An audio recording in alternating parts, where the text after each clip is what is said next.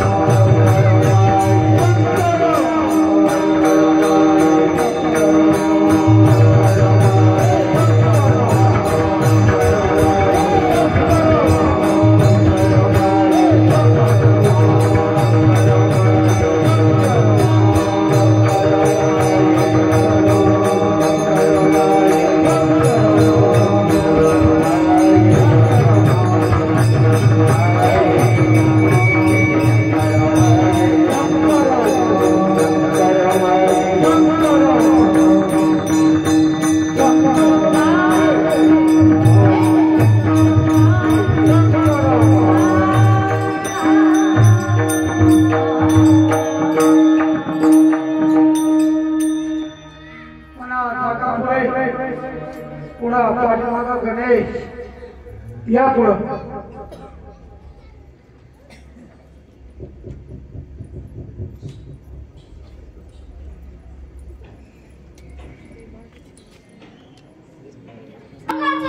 संबंध काय आहे तर या अभंगाचा आणि आमचा संबंध एवढाच आहे.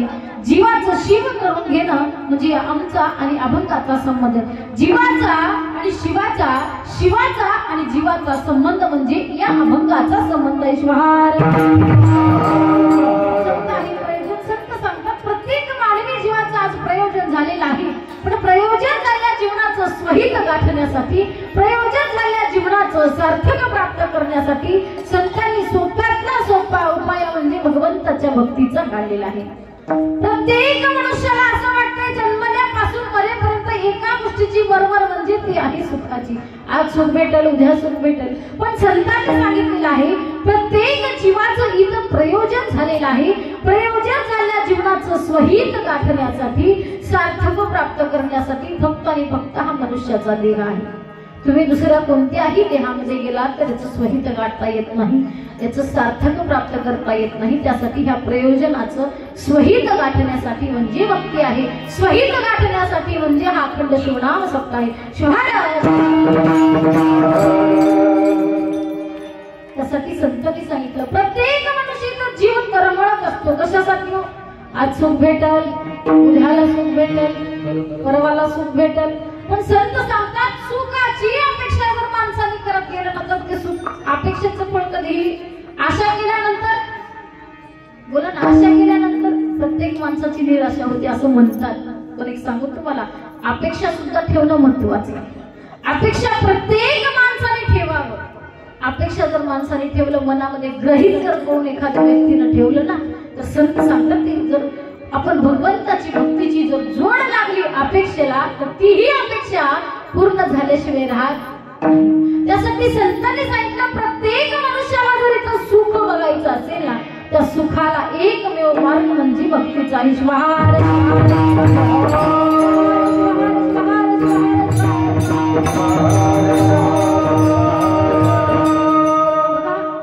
तुम्ही आम्ही या मृत्यू लोकामध्ये या भूतलावरती सुखासाठी जन्माला आलो. कोणत्या सुखासाठी? एक क्षणिक सुख बघण्यासाठी. एक आंधळा मनुष्य होता. आंधळा मनुष्य रस्त्याने जात होता, शेताकडे निघाला. आंधळ्याकडे काठी असते ना रे, माहितीये ना तुम्हाला? वा काठी चेप म्हणजे असं काठीने रस्ता बघायचा आणि पुढे पुढे जायचा, काठीने रस्ता बघायचा आणि पुढे पुढे निघायचा. एका दिवशी असं झालं, अचानक जी वावरानं फिरलेली म्हैस होती ना, म्हैस तुटून दाव तुटून पडलेली, ते म्हशीचं दाव रस्त्यात पडलं. त्याच्या नेमकं काठीला लागलं. कोणाच्या? आंधळ्याच्या. ते आंधळे एवढं घाबरलं त्याच्या मनामध्ये भास एकच की आपल्या काठीला आता साप लागलेला आहे. म्हणजे काय? इथं साप आहे, इथं साप आहे. ते काठी घेतला की दन बडवायचा. मरेल का होते? नाही मरणार ना. एक दोन तिथं शेतामध्ये शेतकरी होते, ते मला हे आंधळ एवढं का परेशान झाले. मला जवळ आले, विचारले काय झालं? ते म्हणजे अहो काही नाही हो, एका माझ्या काठीच्या खाली साप आहे आणि त्या सापाला मारण्यासाठी माझी धडपड चालू आहे. तेव्हा त्या शेतकरी माणसाने सांगितलं अरे बाबा हे साप नाही तर काय हो, हे दाव आहे. दाव म्हशीचं तुटलेली दोरी आहे आणि जर ह्याला तू कितीही मारलास ना तर हे काही मरणार नाही. तर इथं साप नाही. तसं प्रत्येक मनुष्य जीवन जगत असताना इथं सुखच आहे, इथं सुखच आहे. म्हणून या संसारामध्ये अनेक अनेक अनेक गुरफटून गेलेला. पण संत सांगतात अरे हा संसार करत असताना या संसारामध्ये तुम्हाला सुख कुठेही भोगता येणार नाही. प्रत्येक संतांनी सांगितलं सुखामध्ये या दुःखही भोगावं लागतं आणि सुखही बघावं लागतंय. कधी दुःख कधी सुख, कधी दुःख कधी सुख माणसाने भोगलं पाहिजे. आम्हाला दुःखच मिळावं किंवा आम्हाला सुखच मिळावं असं कधीही होत. प्रत्येक मनुष्याला दुःख आणि सुख भोगलं अटळ आहे, अटळ प्रत्येक मनुष्याला. त्यासाठी संतांनी सांगितलं की जीवन जगत असताना प्रत्येक मनुष्याला सुखाची अपेक्षा आहे. सुखासाठी भगवंताची भक्ती करणं गरजेचं आहे. संत सांगतात संसारी असावे आसुरी नसावे.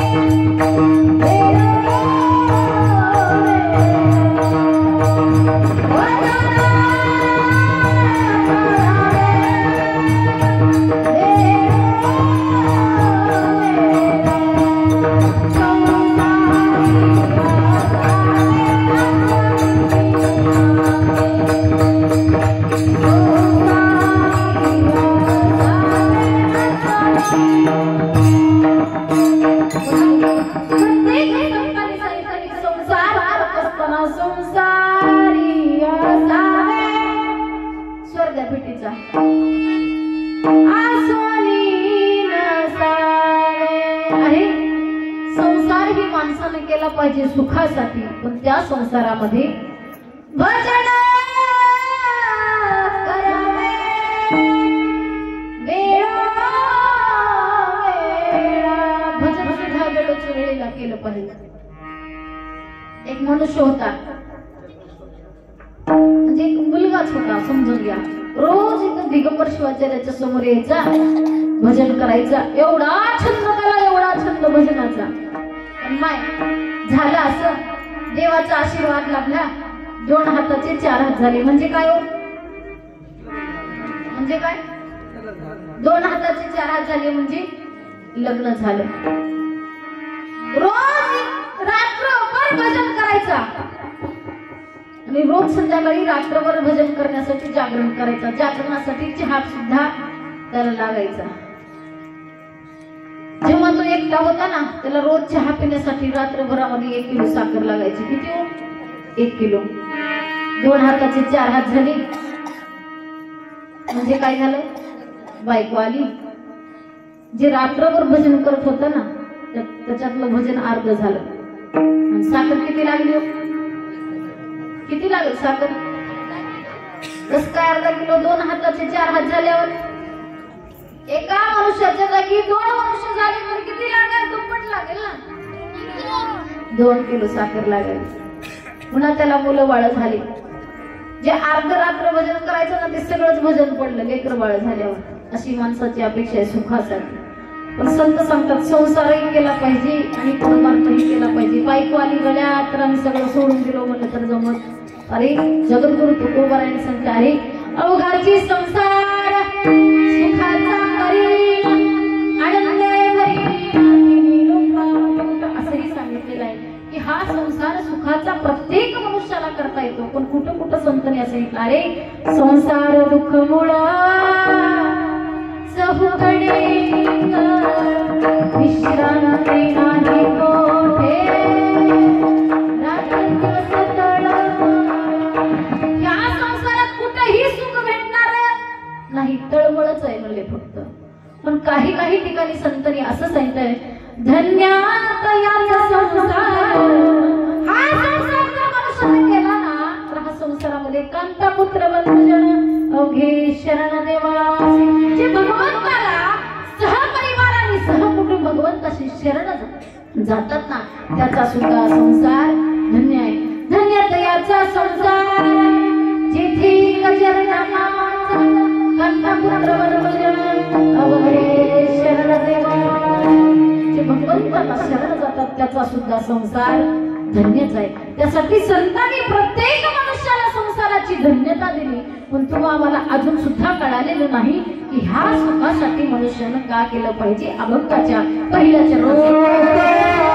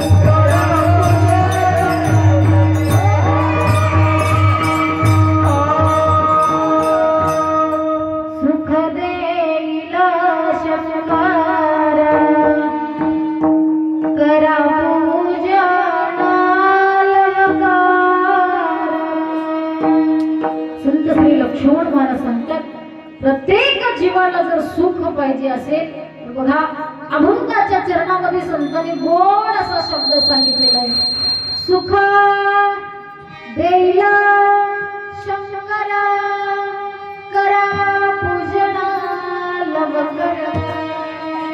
गोड शब्द म्हणजे अतिशय महत्वाचा शब्द म्हणजे लवकर. बरोबर आहे. मग तुम्ही सुख भेटला म्हणून पूजा कधी करचाल, हे जन्म हे वर्ष केला, पुढल्या वर्षी, पुढचा वर्ष केला, त्या वर्षी, असंही नाही. त्वरित करा पूजना लवकर. एका गावाला गेले मी, असंच कीर्तनात आभान घेतले माय. काय सुख देईल शंकर करा पूजना लवकर.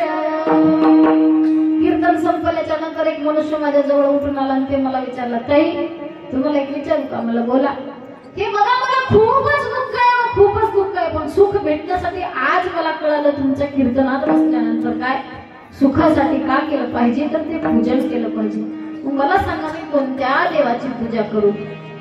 तुला सगळ्यात देव जे प्रिय आहे ना, सगळे देव एकच आहेत, पण प्रत्येक मनुष्याची भावना असते, हा देव माझा, हा देव तुझा. पण संत संग देव माझा माझा माझा, देव माझा माझा माझा, देव माझा मी देवाचा. सगळे देव एकच असतात, नीट लक्ष देऊ नये का? तेव्हा तुझ्या मनामध्ये ज्या देवाबद्दल श्रद्धा असेल ना, त्या देवाची पूजा कर. म्हणलं ठीक आहे. म्हणला ताई मी आजपासून पूजा करण्यासाठी तयार आहे. म्हणला तो दिवस होता म्हणजे चतुर्थीचा दिवस, संकट चतुर्थी होती. गणपतीची मूर्ती पाटावरती ठेवला, मनोभावातून एवढं सुंदर पूजा केला, म्हणजे सगळं फुलं गोळा केला, हराळी गोळा केला, बायकोला मोदक करायला सांगितला. किती मोदक करावे लागतात ते गणपतीला? 21 मोदक सुद्धा तयार झाले. सुंदर सडा सारवून रांगोळी झाली. संध्याकाळचं म्हणजे पाट्यावरती गणपतीला स्थापन केला आणि सुंदर पूजा करायला चालू केला. वक्रतुंड महाकाय सूर्यकोटी समप्रभा निर्विघ्नं कुरु मे देव सर्व कार्येषु सर्वदा. सुंदर पूजा झाली. पूजा झाल्याच्या नंतर आरती करायला चालू केला. सुख करता दुःख हरता वाढता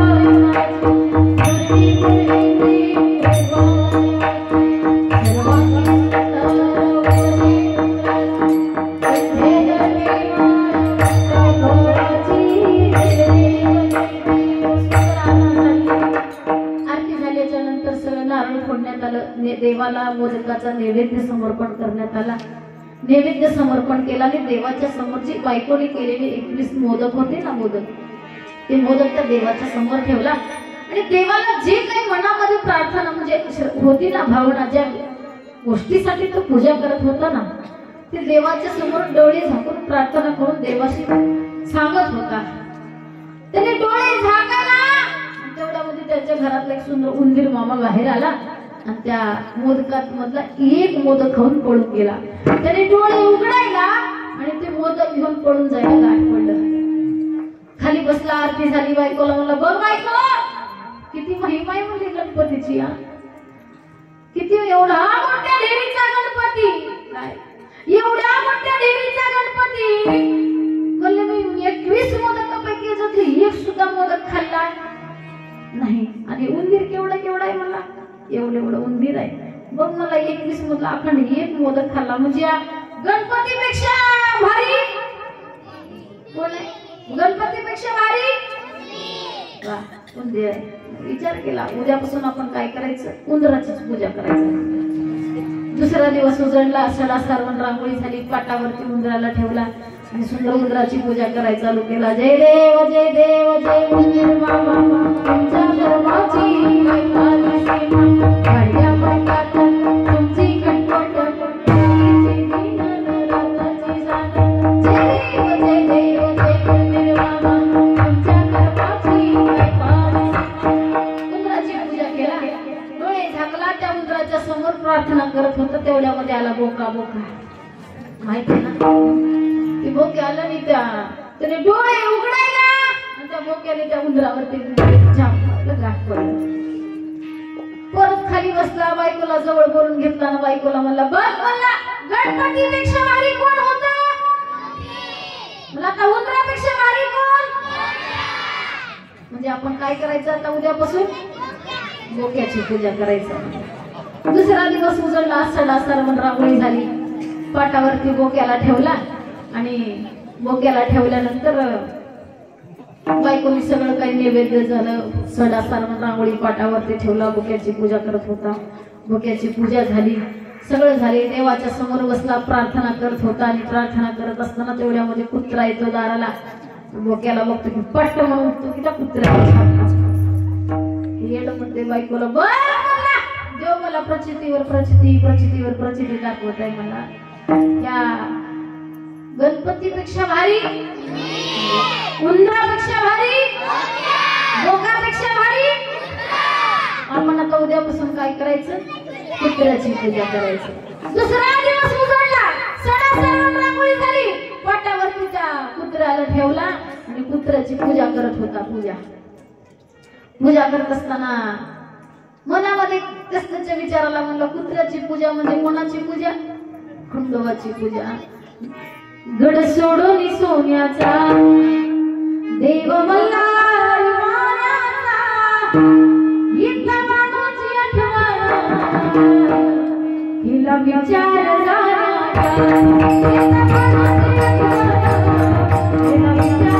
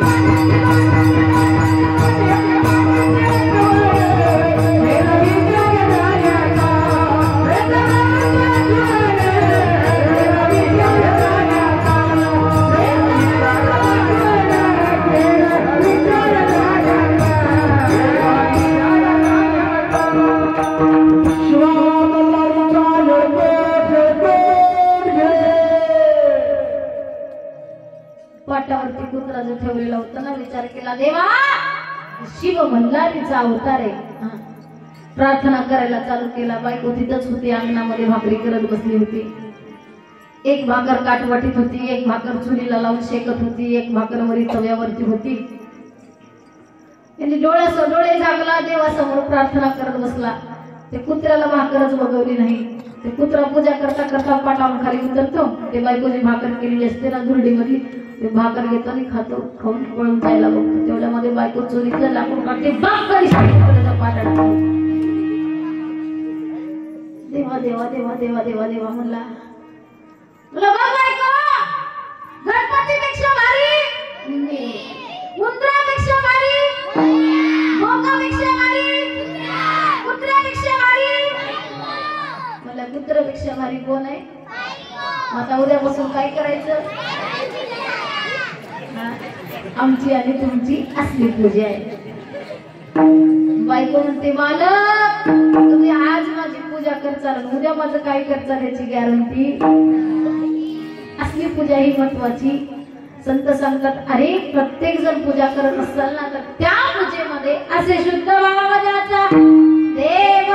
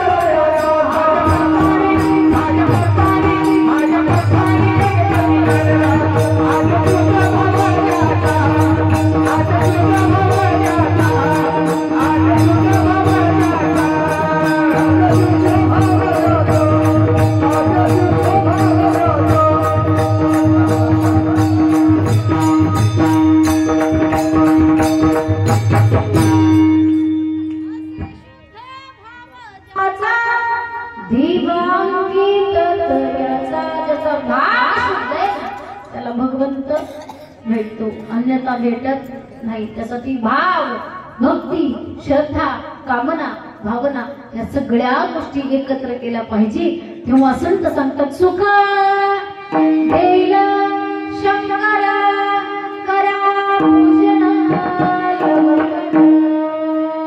सुख देण्यासाठी की माणसाने पूजन केलं पाहिजे जे प्रत्येकाच्या गळ्यामध्ये इष्टलिंग आहे प्रत्येक गावामध्ये भगवान शंकराची मूर्ती आहे त्याला पाणी घातलं पाहिजे जो पाणी घालतो त्याची पूजा करतो ना तेव्हा संत सांगतात ब्रह्म मुरारी सुराची तरी निर्मल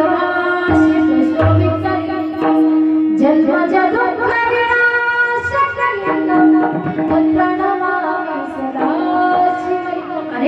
जो त्या भगवंताची पूजा करतो ना शंभो शंकर नमः शिवाय शिव हर शंकर नमः शिवाय चंद्रशेखराय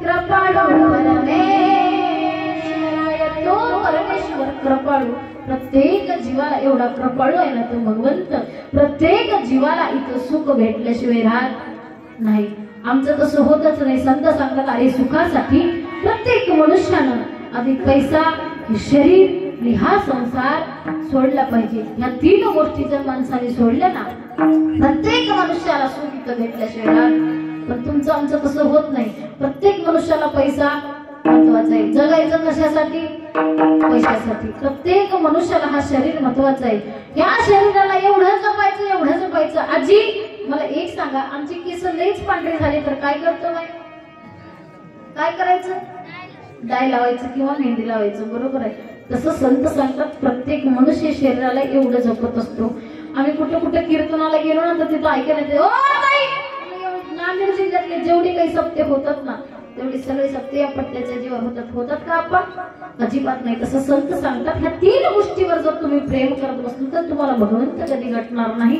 कधी भगवंताची प्रचिती तुम्हाला कळणार नाही कधी सुख म्हणजे काय हेही तुम्हाला जाणवणार नाही पण सुख जर बघायचंच असेल तर संत सांगतात एकमेव म्हणजे त्या भगवंताची पूजा आहे त्या इष्टलिंगाची पूजा आहे ती पूजा जर तुम्ही आम्ही रोज करत गेलो ना करा पूजन लवकर त्वरित आज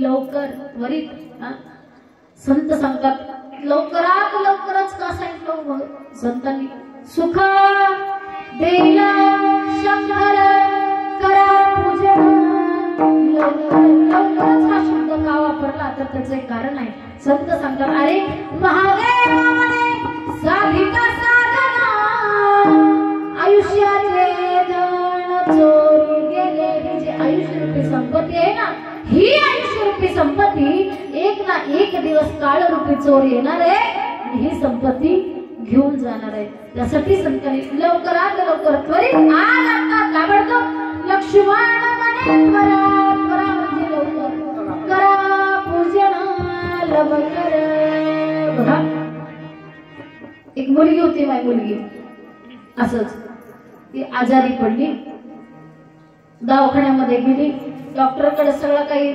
विलाज झाला पण तिच्या काही रोगाचा निदानच लागला नाही इंजेक्शन झाल्या गोळ्या झाल्या डॉक्टरने म्हणले बघा तुमच्या रोगाचा काही निदान लागत नाही त्याच्यासाठी तुम्हाला काय करावं लागेल ब्लड चेक करावं लागेल ब्लड चेक केल्यानंतर त्या रोगाचा तुम्हाला निदान कळेल ठीक आहे म्हणले ब्लड चेक झाल्याच्या नंतर थोड्या वेळाने रिपोर्ट आल्याच्या नंतर त्या मुलीला डॉक्टरने कॅबिन मध्ये बोलून शांत बसारे कॅबिन मध्ये बोलून घेतलं आणि कॅबिन मध्ये बोलून घेऊन सांगितलं हे बघा तुमचे आई वडील असतील तर तुमच्या आई वडिलांना जवळ बोलून घ्या ती म्हणली मला आई वडील डॉक्टर साहेब नाही बोले तुमचे बहीण भाऊ असतील तर बहीण भावाला बोलून ती म्हणली मला बहीण भाऊ सुद्धा मला कोणीही गणगोत नाही तुमच्या जवळचं कोणी असेल तर सांगा तिने सांगितलं मला 4 मित्र आहेत किती 4 मित्र आहेत त्यांनी डॉक्टरांनी सांगितलं 4ही मित्रांना इथं बोलून घ्या तेव्हा तिने सांगितले डॉक्टर साहेब अहो 4ही मित्र कशाला हे बघा मी 3 मित्रावरती अतिशय प्रेम करते पण 4थ्या मित्रावरती माझं प्रेम नाही त्याला कसं बोलू डॉक्टरांनी सांगितलं तसं नाही करायचं तुमच्या 4ही मित्रांना इथं समोर बोलून घ्या आणि मला जे काही सांगायचं ना याच्यातलं रिपोर्ट मला त्यांना सांगू द्या तिने सांगितलं ठीक आहे 4ही मित्र दवाखान्यामध्ये आले डॉक्टरच्या समोर बसले तिलाही जवळ बोलून घेतले आणि डॉक्टरांनी तिला त्या 4ही मित्रांपैकी पहिल्या मित्रांना दुसऱ्या मित्रांना तिसऱ्या मित्रांना सगळ्यांना सांगितलं हे बघा या ताईंना कॅन्सर झालेला आहे आता हे सगळ्यांसोबत काही जास्ती दिवस राहू शकत नाही त्यासाठी तुम्ही काय करा यांना जे काही खायची इच्छा असेल ना ते खायला द्या जे जशी काही तुम्ही त्यांची इच्छा असेल ती सगळी काही इच्छा पूर्ण करा हे काय तुमच्या संग जास्ती दिवस राहणारे नाही तिच्या मनाला एवढं दुःख वाटलं का तर आपण आता जास्त दिवस टिकू शकत नाही तिने पहिल्या मित्राला प्रश्न केला अरे ऐक ना हे बघ आता मी मरणार आहे माझ्या सोबत येशील का तेव्हा त्या पहिल्या मित्राने सांगितलं हे बघ तुझा विलाज करण्यासाठी कुठपर्यंत मला तिथपर्यंत येतो त्याच्या पलीकडे मला येणं होत नाही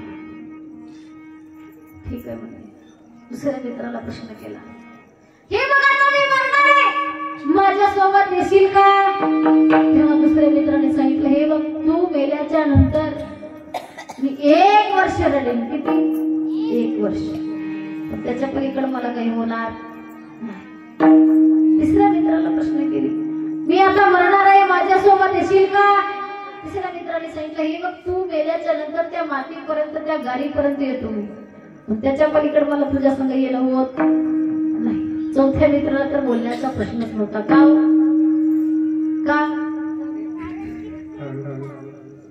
वा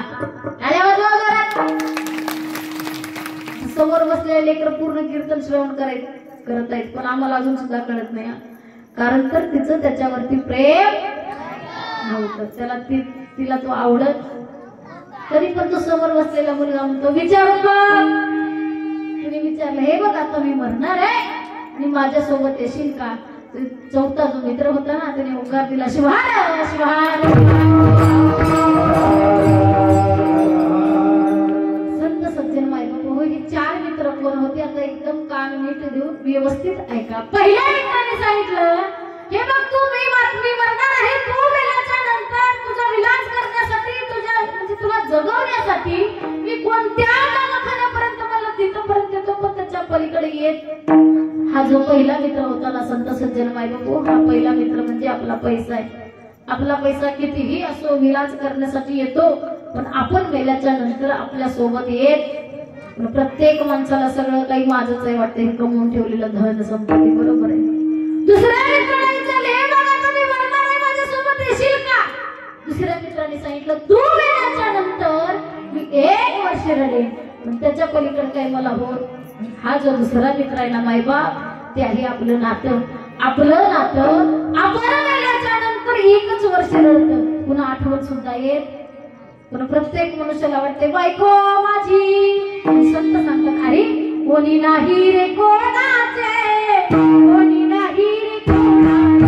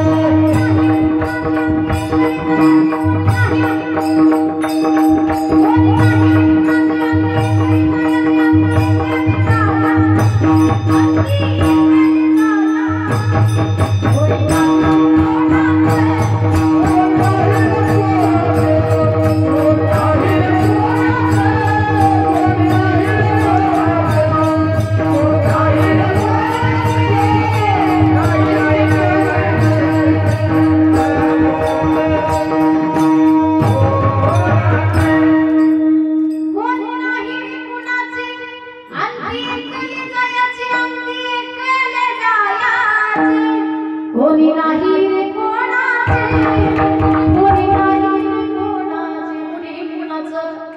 शेवटी माणसाला एकट्यालाच गेलं. पण प्रत्येक माणसाला वाटते बायको माझी, लेकरं माझी, नवरा माझा, कुणीही कोणाचं नसतं. शेवटी एकट्याला जायचंय. दुसऱ्या मित्र म्हणजे हे आहे आपलं नातं. आपलं नातं आपण मेल्याच्या नंतर 1च वर्ष रडतं, पुन्हा आठवण सुद्धा येत. तिसऱ्या मित्राने उत्तर दिलं, हे तू मेल्याच्या नंतर त्या सरणापर्यंत, त्या मातीपर्यंत, त्या गाडीपर्यंत येईल, पण त्याच्या पलीकडे मला येणं होत नाही. हा जो तिसरा मित्र आहे ना मायबाप, तिसरा मित्र म्हणजे हा देह आहे. हा देह त्या मातीपर्यंतच येतो, त्याच्या पलीकडे येत नाही.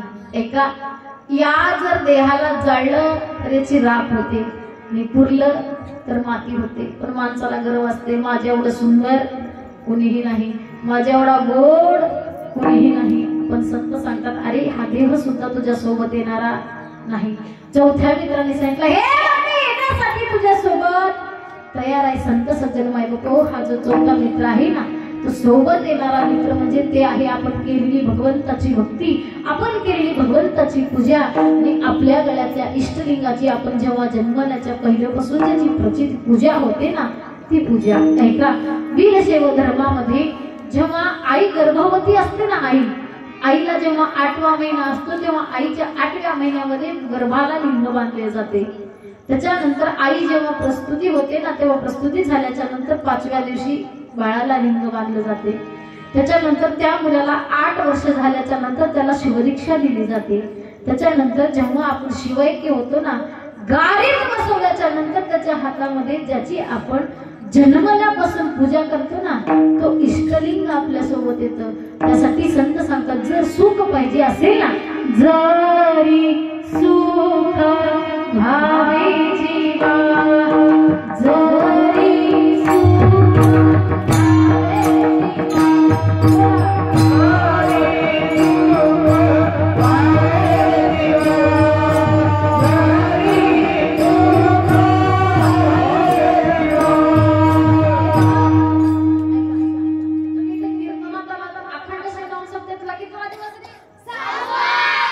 आणि आपल्या सप्त्याची किती दिवस राहिले? म्हणजे उद्या प्रसादाचं कीर्तन आहे का? नाही ना? किती दिवस राहिले? नाही. चुकीचं आहे. फक्त उद्याचा 1 दिवस आणि परवाचा अर्धा दिवस प्रसादाचं कीर्तन झालं, जेवलं की घरी जायचं राहते. म्हणजे आपल्या अखंड शिवनाम सप्ताहाचा किती दिवस राहिला? 1.5 दिवस राहिला. तुम्ही असं, मला असं वाटतं की आज अखंड शिवनाम सप्ताहाचा पहिला दिवस आहे. तुमच्या सगळ्याचे तोंड बघितलं तर मला वाटतं नाही ना, 6वा दिवस. त्यासाठी इथं बसणारे, इथं येणारे साधे सुधे नसतात. संत सांगतात, अरे सपने तो सभी सजाते हैं लेकिन वो टूट जाते हैं. सपने तो सभी सजाते हैं लेकिन वो टूट जाते हैं. लेकिन कथा कीर्तन में वही आते हैं जिन्हें भगवान बुलाते हैं, जिन्हें भगवान बुलाते हैं. त्यासाठी इथं बसल्याच्या नंतर कीर्तनामध्ये ज्या ज्या टायमाला भजन होते ना, त्या त्या टायमाला प्रत्येकाने हातवरी करून टाळी वाजवायची.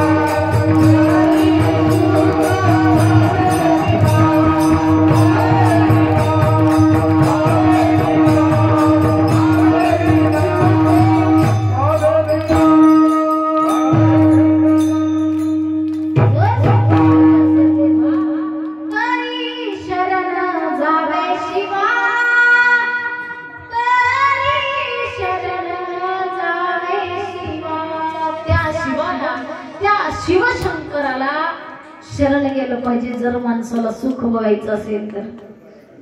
पार्वती माता आणि भगवान शंकर सांगतात, देवा जर प्रत्येक मनुष्याला सुख बघायचं असेल तर काय करावं लागेल? भगवान शंकर आणि पार्वती माता कैलासात बसून भगवान शंकराची चर्चा चालते. का प्रश्न करते देवी तू? तेव्हा देवी सांगते, देवी म्हणजे हिमालय राजाची कन्या होती पार्वती माता, बरोबर आहे ना? हिमालय राजाची कन्या होती. पार्वती मातेला राजवाड्यात राहून माहिती होतं. तेव्हा भगवान शंकराशी करमत नव्हतं, मग चर्चा करत होती. पार्वती बोले शंकराला कैलासी करमत नाही मला. देवा अहो मला या कैलासात करमत नाही म्हणून तुमच्याशी प्रश्न करते. जर माणसाला सुखच बघायचं असेल तर काय करावं लागेल? संत सांगतात की देवा तुला सुख बघायचं असेल ना, सुख देईल शंकरा करा पूजन त्रिकाल संध्या तुला पूजा करावी लागेल. जर तू नाही पूजा केलास ना तर संत श्री लक्ष्मण महाराज अभंगाच्या दुसऱ्या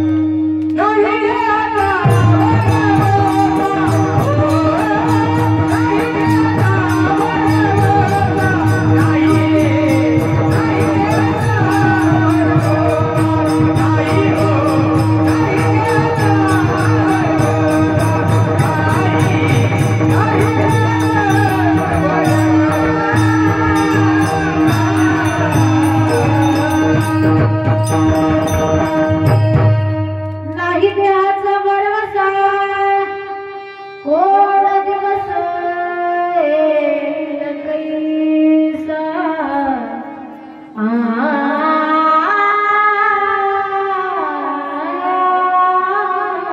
देवा, कोणता दिवस कसा उभेल हे माणसाला सांगता येत या देहाची गॅरंटी नाही. त्यासाठी हा देह अनमोल आहे, अनमोल. हा देह पवित्र आहे. संतांनी आपला हा देह दिला, या देहाचा माणसाला उपयोग करता आला पाहिजे. छंद नाही नामाचा, येते ना पुढचं, छंद नाही नामाचा, देह काय कामाचा, ज्याने तुला जन्म दिला तू कशाला विसरला. हा जन्म माणसाचा मिळाला. संत सांगतात मानवाचा जन्म हाची महायोग उपाय सुलभ सापडला. या देहाची माणसाची गॅरंटी नाही. त्यासाठी हा देह जोपर्यंत या शरीर रूपी पिंजऱ्यामध्ये, समजतंय ना तुम्हाला, या शरीर रूपी पिंजऱ्यामध्ये जोपर्यंत जीव रूपी पक्षी आहे, समजते ना, वा, जोपर्यंत या शरीर रूपी पिंजऱ्यामध्ये जीव रूपी पक्षी आहे तोपर्यंतच भगवंताची भक्ती करावी. ज्या दिवशी ह्या पिंजऱ्यामधून जीवरूपी पक्षी उडून गेला ना, तेव्हा हा पिंजरा रिकामा झाल्याशिवाय राहत नाही. उड जाएगा रही पिंजरा खाली, पिंजरा खाली, पिंजरा खाली. या देहाची माणसाला किंमत कळाली पाहिजे. त्यासाठी प्रत्येकाकडे देह आहे. प्रत्येकाने सगळ्यांनी हातवरी करायचं आणि गोड टाळ्या वाजवायचं. माहिती हातवरी, फक्त हातवरी करा हातात. आपल्याला बँड बाजा लावून सांगायची गरज. पुरुष मंडळी हातवरी करा. वा वा वा, छान छान. तिकडे पाठीमाग जवळ थांबलेली, हा कंपाऊंडच्या पलीकडची, वा छान. टोपीवाले अप्पा, हा हात खाली करा. सिस्टीमवाले भैया, हे बघा, यांच्यामध्ये मला वाटतं 70% महिलांचे आणि पुरुषांचे हातावरी झाले. आणि किती टक्के राहिले आणि 30% बाकी आहे, बरोबर. त्यासाठी कोणी असं करलाले, कोणी असं करलाले. हात सुद्धा वरी कसं करावं माणसाला करा. वा, असं नाही करायचं. हा कुठं झाला आता प्रचार संपला, सभा संपली, सगळं झाले. आपल्याला कीर्तनात बसून टाळी वाजवायचे. कीर्तनकार असतील, प्रवचनकार असतील, गुरुमावली असतील, जर हातावरी करा म्हणून जर सांगितले ना प्रत्येकाला, तर असं हातावरी कधी करायचं नाही. टाळी वाजवण्यासाठी ह्या हाताला हे हात दिसला पाहिजे आणि ह्या हाताला हे हात दिसला पाहिजे. करायचे. वा, सगळ्यांनी छान भजन करायचं, एवढं छान भजन करायचं, एवढं छान. जेणेकरून भगवान लिंगायचे सद्गुरु दिगंबर गुरुमावली आपल्या कीर्तनात अवतरले.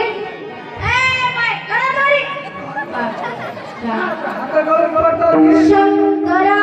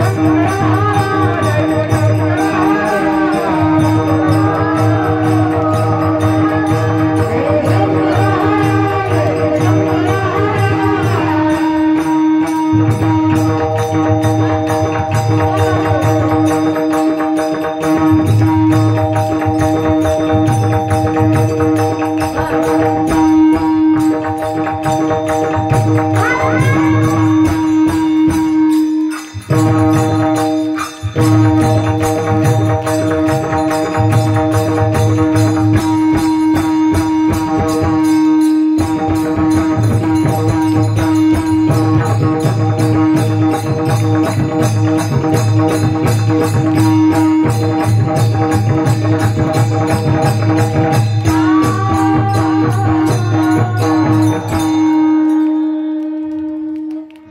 टाळ्या वाजवायच्या. वाजवा. वा, छान. तुम्हाला खरं सांगू का काका, मला आत्ता कीर्तनाला सुरुवात झाल्यासारखं वाटतं. एवढा वेळ मलाच कळत होतं नेमकं की तुमचा मूड नाही का, माझं कीर्तन तुम्हाला समजत नाही का, माझी मराठी तुम्हाला समजत नाही का, कन्नडमध्ये करावं का इंग्लिशमध्ये करावं मला तेच कळत नाही. पण तसं काही नाही. छान वाटलं, आनंद वाटला. कीर्तन आपलं कुठंपर्यंत आलं माहिती? सगळ्यांनी टाळी हातवरी करून टाळी वाजवला. बरोबर आहे. छान भजन केलात, सुंदर भजन केलात. आमच्या मृदुंगाच्या यांनी सुद्धा 1-2 मिनिट मृदुंग वाजवून प्रत्येकाचे कान तृप्त केले. आता राहिला कोण भजन करणारी? आमची सुंदर भजनी मंडळ राहिली. माय छान पाऊल टाकायचं. छान.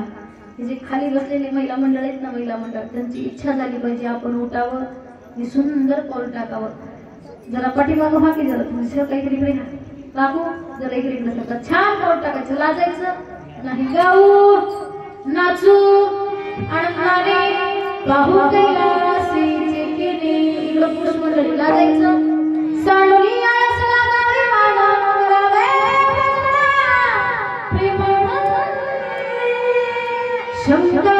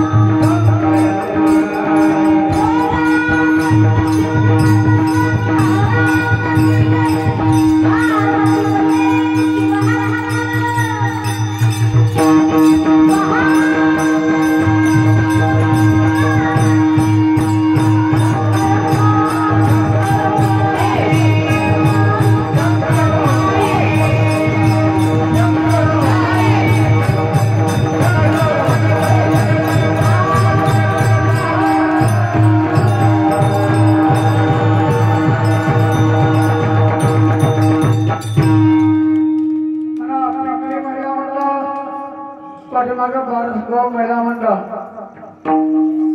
या. कल्पना तुम्ही या.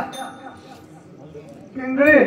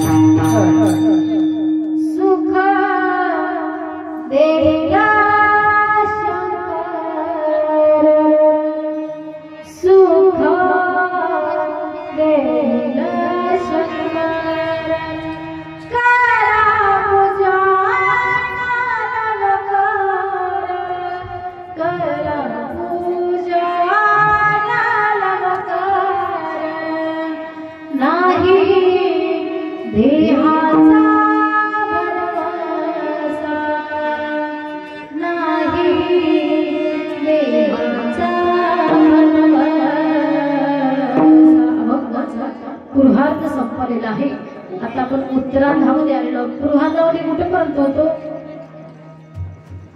पूर्वार्धामध्ये आपलं कीर्तन कुठेपर्यंत आलं तरी? इकडं सांगा सांगा सांगा लवकर सांगा. विसरलं म्हणून आम्ही डबल कीर्तन चालू करते अजून एकदा. कुठं?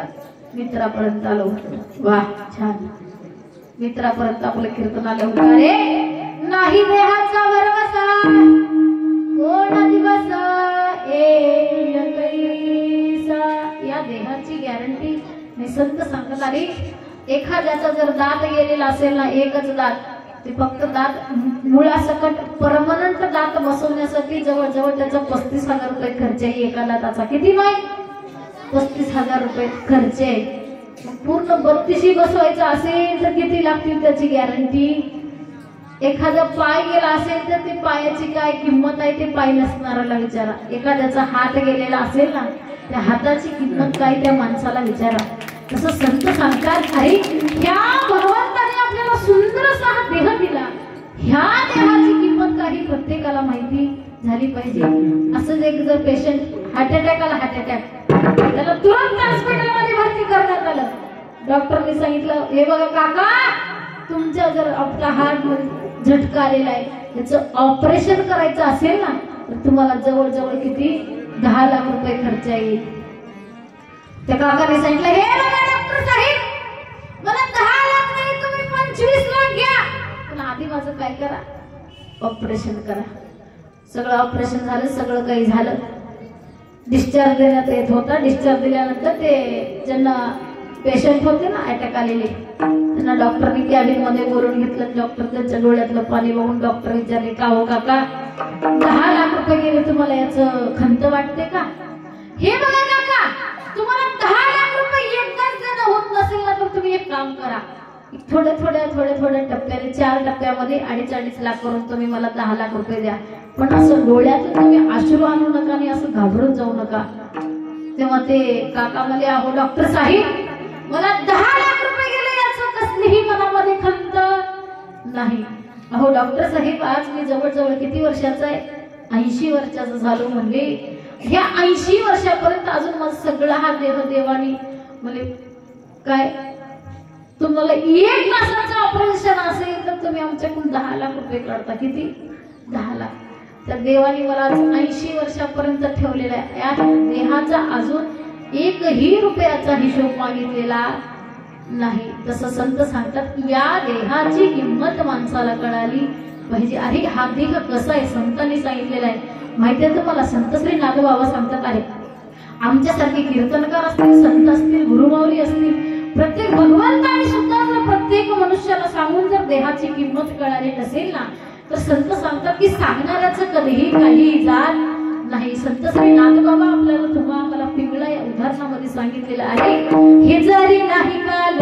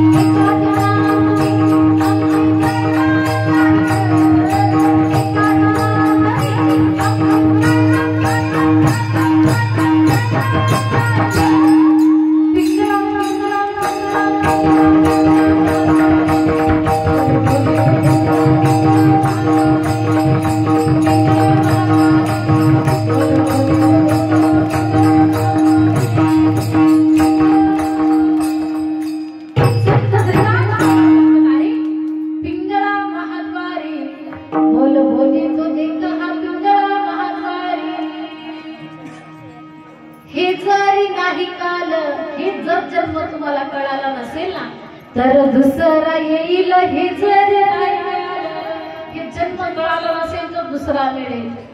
सरत शेवटी वा जेव्हा माणसाचं सरेल ना तेव्हा काळ सुद्धा बांधून आपल्याला एका ह्याच्यामध्ये घेऊन जाणार आहे.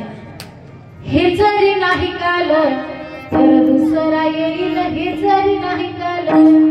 सरत शेवटी वा काळ बांधून नेईल सरत शेवटी वा.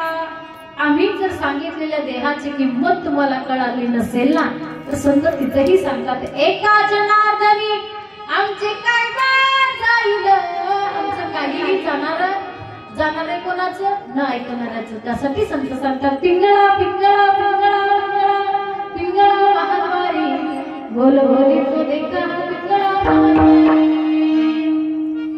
त्यासाठी हा देह पुन्हा येणारा नाही. त्यासाठी प्रत्येक जीव जन्माला आल्यानंतर त्या देहापर्यंत पोहोचल्यानंतर त्या सुख धामापर्यंत पोहोचण्यासाठी संतांनी सांगितलेलं आहे. कांतपुत्र विद्या देहाती प्रपंच दिसत से साळाचे परिमित. हे जे तुम्ही आम्ही चालत असलेला संसार आहे ना ही संसाराची नाव पलीकडे नेण्यासाठी संत सांगतात नवविधाची सार नाम मात्रे पोथी.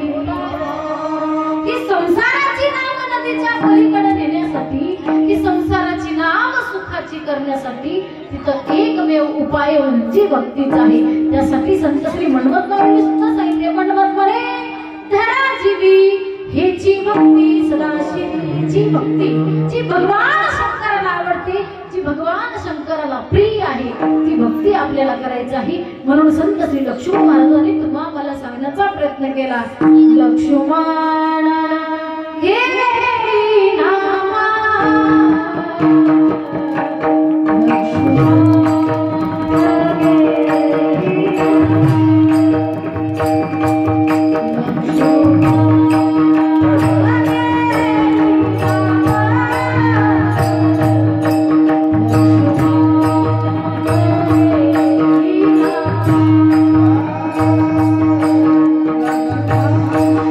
Hey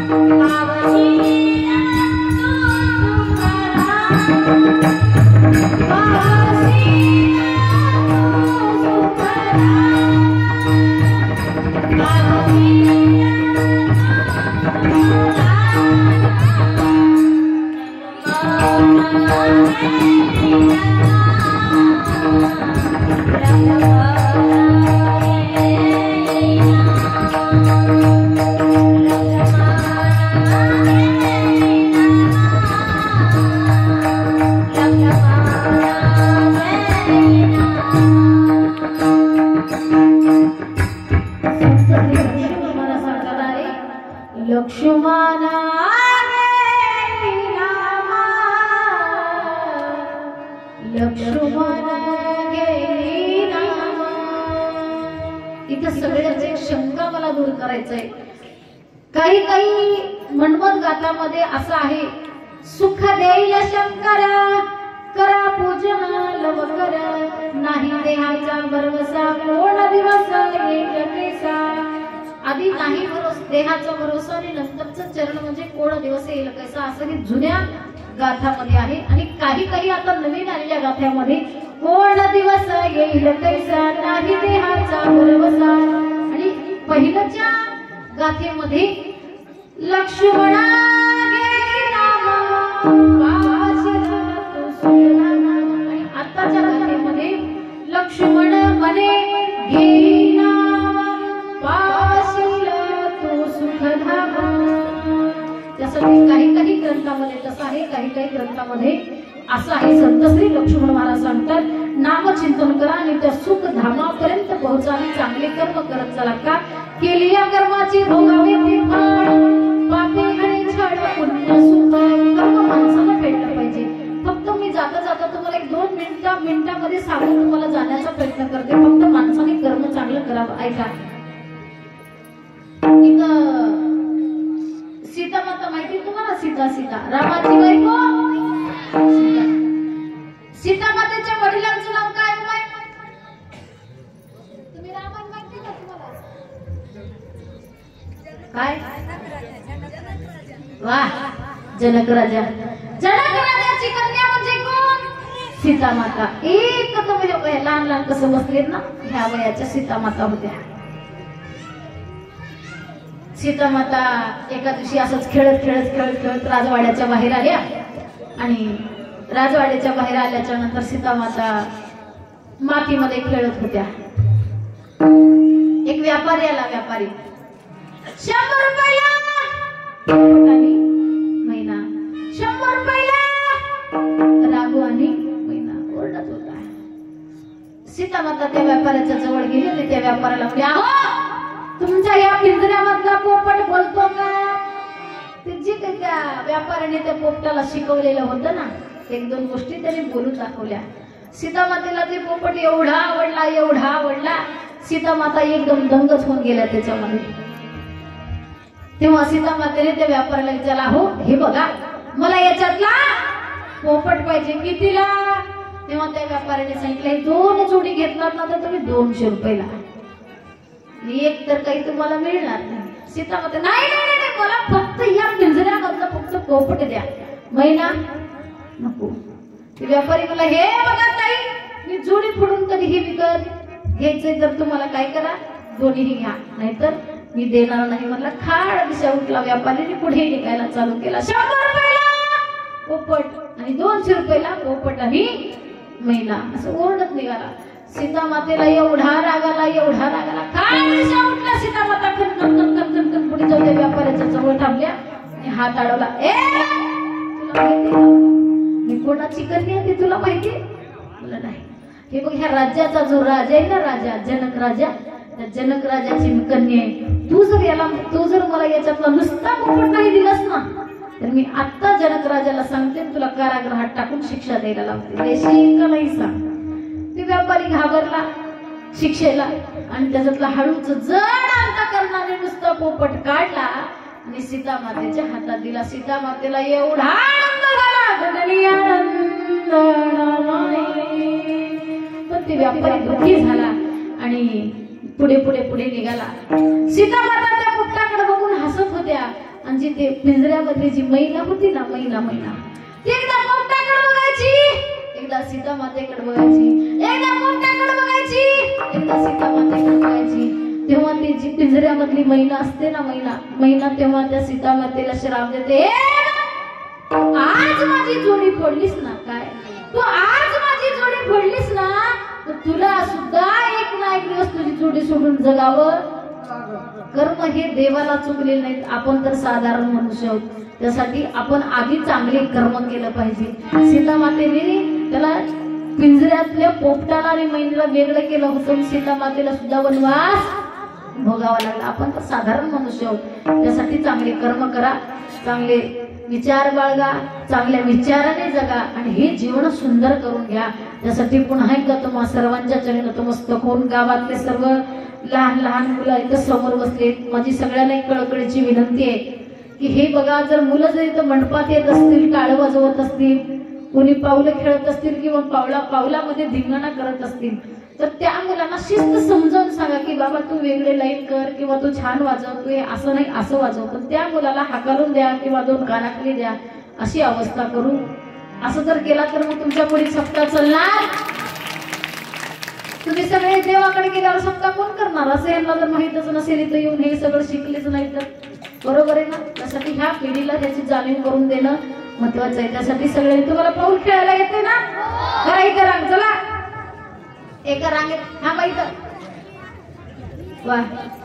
हा बाई इथं, जरा मग बाई जवळ जाऊ जाऊ असं. वा.